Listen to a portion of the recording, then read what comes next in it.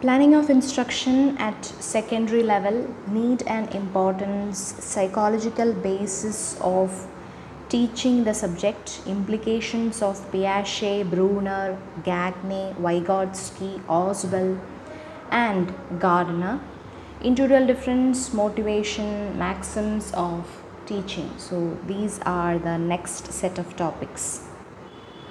Okay, first we are going to deal with planning of instruction at secondary level. I have some notes. We'll just go through it. Okay. So teaching at higher secondary levels are of two types. From class 9 to 12, which public examination, there will be public examination at the end of the plus 2, and from 9 to 12 there will be two public examinations at the end of 10th and plus 2. So these are the two types of evaluation process. So in this level, the learner should have the opportunities for learning complicated patterns. The junior stage laid foundation for making firm and healthy linguistic habits, whereas the secondary stage is all about raising the structure of language and literature. It should increase a vocabulary of about 2500 words at the end, and this stage the learner should speak acceptable pronunciation, proper stress and intonation. So the methods will be, there will be techniques of presentation, the presentation of both meaning, form and their fusion into language habits, and the teaching techniques is up to the efficiency of the teacher, and the extent of presentation is it should depend on the meaning and form. Objects, pictures, etc. can be used. So in this way the teacher can plan how to instruct at the secondary level. It is very important. It is according to the mastery level, knowledge level, and also at the psychological level. The teacher should frame the pattern of how to teach the subjects. So coming to the implications of Piaget, Bruner, Gagne, Vygotsky, Oswald and Gardiner, that's the next topic. So Piaget.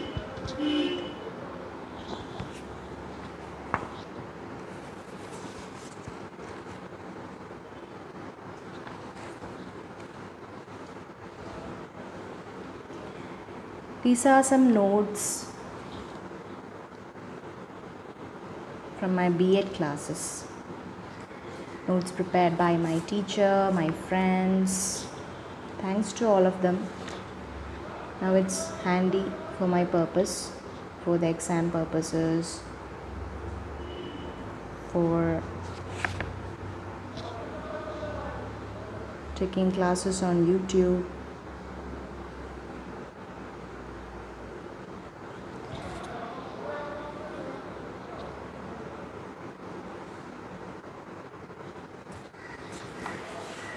Okay.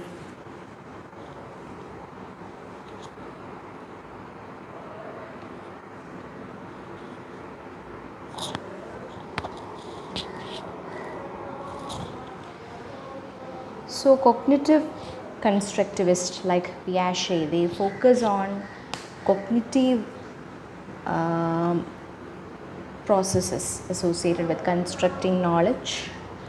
The cognitive constructivist point of view is the idea that all learning is born out of what we already know. When we are presented with new information, we assimilate into our existing system. If it does not fit with the existing schema, we accommodate or change our schematic representations.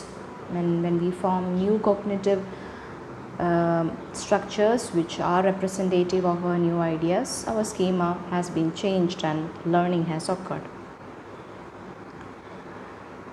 So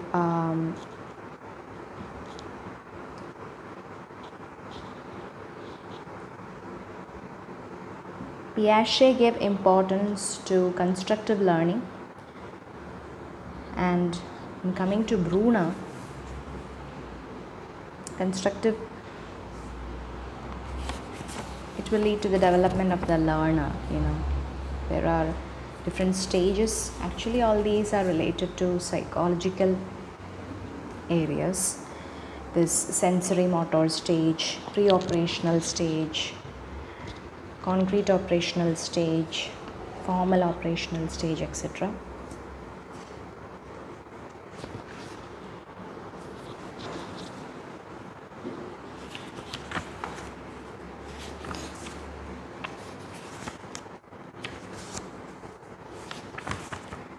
We don't need this much informations, just what is relevant really for the examination purpose. Yes, when we come to Bruner's constructive theory, it is all about that every learner should learn how to learn. Because any subject can be taught effectively in some intellectually honest form to any child at any stage of development. And Bruner identified 3 stages of cognitive growth, that is inactive stage, iconic stage and symbolic stage. That is, during the inactive stage, the child represents and understands the world through actions, and through iconic stage, there will be icons or images that stand for certain objects and events. And during symbolic stage, the child uses abstract ideas, symbols, language and logic. So, according to Bruner, learning is an active process in which learners construct new ideas or concepts based upon their current and past knowledge. So there is discovery learning, that is, they obtain knowledge by themselves. Bruner advocated discovery learning. His emphasis on discovery and hands-on learning was in accord with Piaget's ideas itself. And Bruner emphasized teaching as a means of enhancing cognitive development. The teacher should try and encourage students to discover principles by themselves. So that is what Piaget says. And coming to Gardiner,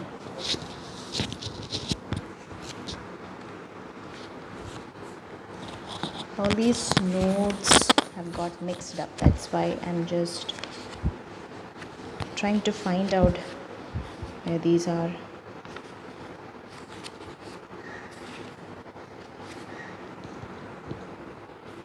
Actually, I have no time for this editing. That's why the following classes will be like this. I will be presenting before you some notes and we will study like this. Next is Gardiner. Gardner's hierarchy of learning or cumulative learning approach. So, Gardner's 8 categories of learning can be discussed here. That is signal learning. It's the simplest form of learning and it consists of classical conditioning described by Pavlov. The subject is conditioned to emit a desired response as a result of a stimulus that would not normally produce that response. Next is a stimulus response learning. That is, it's a more sophisticated form of learning known as operant conditioning. Here, the subject will go through a carefully planned reinforcement schedule based on the use of rewards and punishments. So it's a kind of a programmed learning. Third one is chaining. That means a subject develops the ability to connect 2 or more previously learned stimulus response bonds. So the subject will use most complex psychomotor skills here. Next is verbal association. So this is a form of chaining in which links between the items being connected verbal in nature. Of course, verbal association is one of the key processes in the development of language skills. Next is discrimination learning. That is, this involves developing the ability to make appropriate responses to a series of similar stimuli. Next, there is concept learning. That is, this involves developing the ability to make a consistent response to different stimuli that form common class or category of some sort. Then rule learning. This is a very high level cognitive process that involves the relationship between concepts, and we'll apply these relationships in different situations, including situations not previously encountered. And the last one is problem solving. This is the highest level of cognitive process according to Gardiner. And the next one is Vygotsky's. So according to Lev Vygotsky, a teacher is a person who acts as a scaffolder, and there are some factors which will affect the learning. That is a culture, society, cultural tools, and language itself. The child occupies much of their knowledge through culture, and the persons, adults, and people who are surrounded will affect child's intellectual development. So there is both interpsychological and intropsychological factors. And cultural tools, there will be real tools like computers, and symbol systems will also be there to solve problems and create knowledge. And when coming to language, plays a critical role in cognitive development, problem solving, and learning. It's a primary form of interaction through which adult transmits to the child the rich body of knowledge that exists in culture. So Vygotsky believed that language in the form of private speech guides cognitive development by helping children in self-regulation.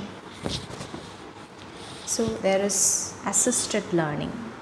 Assisted learning is providing strategic help in the initial stages of learning, gradually diminishing as students gain independence.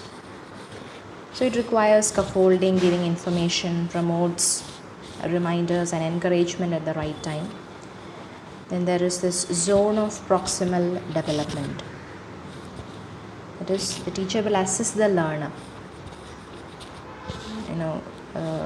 till the child can master a task on its own.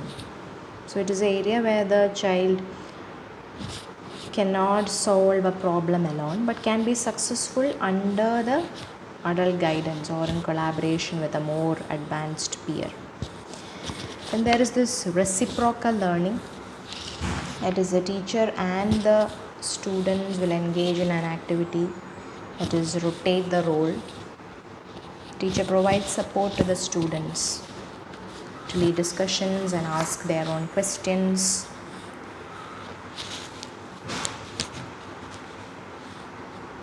So here also the children construct their knowledge through social interaction. It is a basic principle, and language plays a central role, and also the culture, scaffolding by the adults.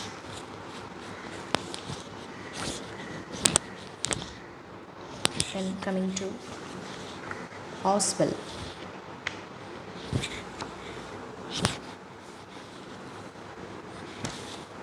Auswell's meaningful learning or advanced organizer model. So David Auswell is a psychologist who advanced a theory which constructed meaningful learning from rote learning. So in Auswell's view, to learn meaningfully, students must relate new knowledge to what they already know. He proposed the idea of advanced organizer as a way to help students link their ideas with new material or concepts. So according to Auswell's theory of learning, new concepts to be learned can be incorporated into more inclusive concepts or ideas.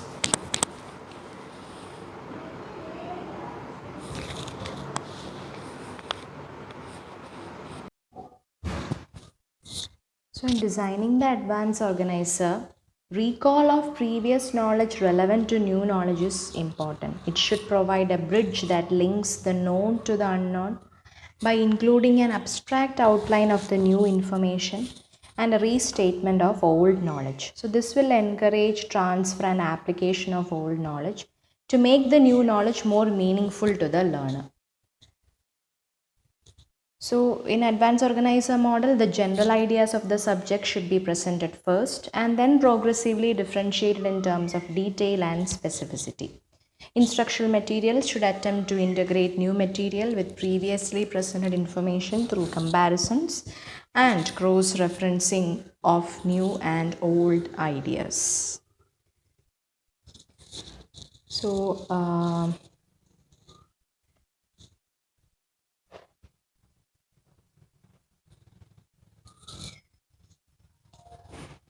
the advanced organizers can be verbal phrases or graphic. In any case, the advanced organizer is designed to provide the mental scaffolding to learn new information. So Ausubel's meaningful learning, that term is really important. And next is Gardiner. Not Gagner, Gardiner. So Gardiner's theory of multiple intelligence. Dr. Howard Gardiner, he first defined the 7 intelligences in his book Frames of Mind and added the last 2 in Intelligence Reframed. So the 9 basic intelligences are visual spatial intelligence. It enables to visualize objects and create mental images. Then verbal or linguistic intelligence, the ability to use words and language. We use this intelligence in speaking, reading, listening, and writing. Then music or rhythmic intelligence. It includes the ability to recognize tonal patterns, rhythm, and beat. Then logical or mathematical intelligence. It deals with inductive and deductive reasoning, numbers, and relationships. It involves the ability to recognize patterns, to work with geometric shapes, and to make connections between pieces of information. Then bodily and kinesthetic intelligence is all about body movements, handling the object skillfully. So it is related to physical movements and the knowledge of the body and how it functions. Interpersonal intelligence is used in person-to-person relationships and includes the ability to communicate with others and have empathy for their feelings and beliefs. Intrapersonal intelligence is based on the knowledge of the self and includes metacognition, emotional responses, and reflection. Naturalistic intelligence is the ability to recognize and categorize plants, animals, and other objects in the nature.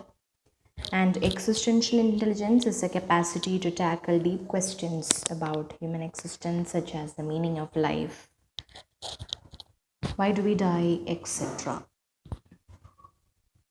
Then coming to individual differences. Individual differences can be of different types. Physical difference in height, weight, mannerisms, speech, walk, physical fitness. Then mental difference in intellectual abilities and capacities like reasoning and thinking, power of imagination, concentration, etc. Emotional difference. In some individuals, positive emotions are prominent, while in some, negative emotions are more powerful. So some are emotionally stable, mature, while others are not. Then difference in interest and aptitude, difference in attitude, belief, and opinion. Difference in motor ability, reacting time, speed of action, rate of muscular movements is different among individuals, and difference in achievement, learning difference in social and moral development. So it is very important to set the curriculum and the educational atmosphere according to individual difference, because the areas of individual difference are interest, attitude, and aptitude. So interest is a feeling or emotion that causes attention to focus on an object, event, or process.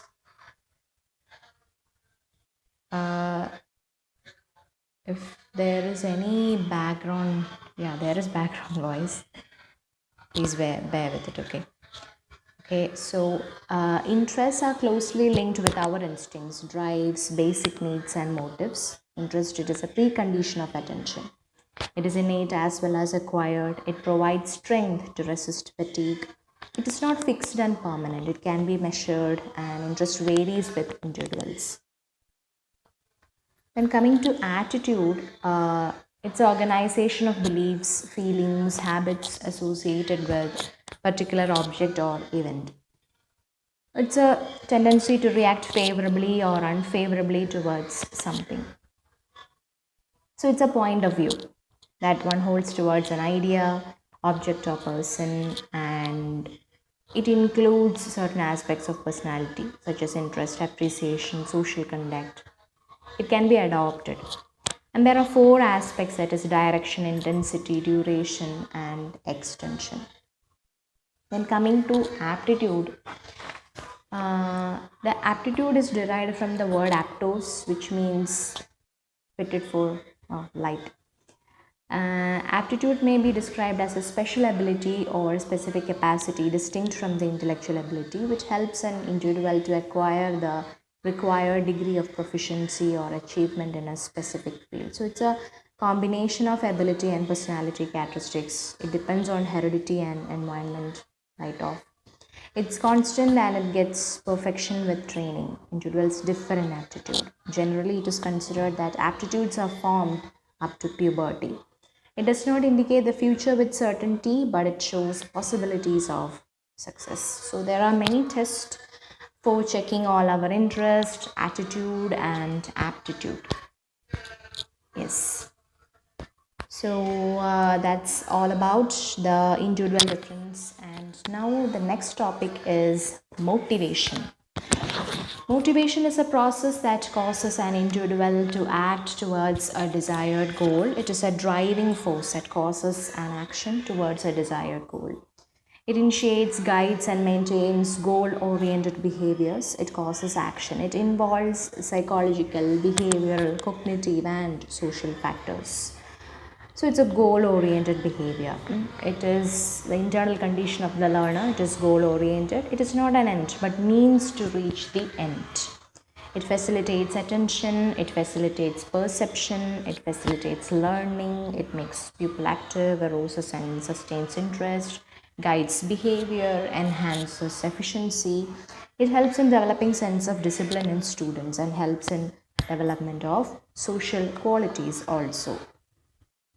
This is a motivation cycle. That means you need something and that need will generate the motive, and that motive creates the tension in you to get that need, and the tension will lead to the action, and the action will result in satisfaction. So this is that motivation circle. So the need is the first primary thing that you need. The need is what you need. Okay, so there are different types of motivation actually. Motivations are intrinsic or natural motivation and extrinsic or artificial motivation. Intrinsic means the motivation arises from within the individual. It may be driven by interest in task by itself. Then extrinsic means it is a motivation driven from outside of the individual. It often involves rewards such as trophy, money, social recognition, and praise. So a person does a thing expecting good grades, money, or any other reward.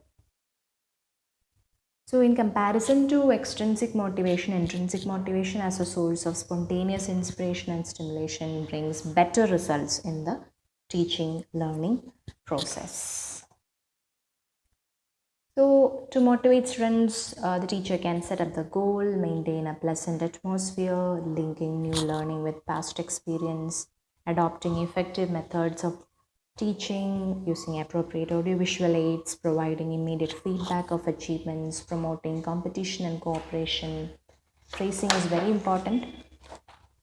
Praise and blame, reward and punishment, and promoting ego involvement, and also the development of proper attitude. Yes, so these are the topics. The last one is the maxims of teaching. All these are maxims of teaching.